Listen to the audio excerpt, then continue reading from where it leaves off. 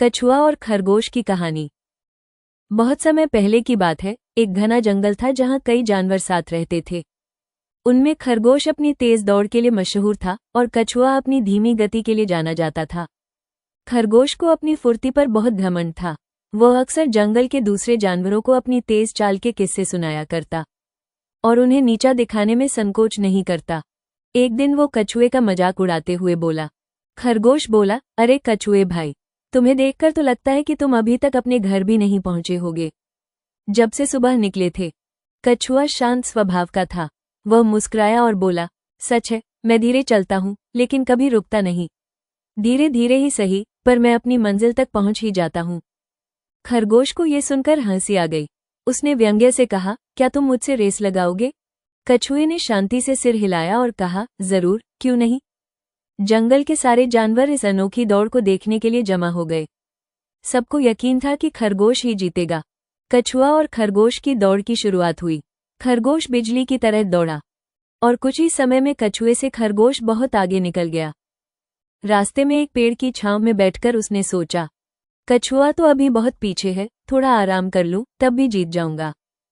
खरगोश वो पेड़ के नीचे लेट गया और कुछ ही समय में गहरी नींद में सो गया। इधर कछुआ बिना रुके लगातार चलता रहा।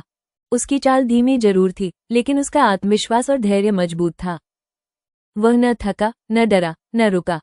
कुछ समय बाद कछुआ धीरे धीरे मंजिल के पास पहुंच गया। सभी जानवर उसे देखकर चौंक गए। वहीं खरगोश अभी भी पेड़ के नीचे सोया पड़ा था। अचानक जब उसकी आंख खुली तो सूरज ढलने लगा था।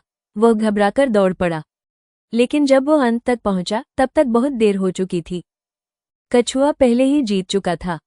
खरगोश शर्मिंदा होकर बोला, मैंने तुम्हें कमजोर समझा और अपनी ताकत पर घमंड किया। आज मुझे सबक मिला कि केवल तेज होना ही काफी नहीं होता। निरंतरता और मेहनत ज्यादा मायने रखती है। कछुआ मुस्कुराकर बोला, कोई भी मंजिल बहुत दूर नहीं होती, बस चलना बंद नहीं होना चाहिए। कहानी से सीख। ये कहानी हमें सिखाती है कि आत्मविश्वास जरूरी है, लेकिन घमंड नहीं होना चाहिए।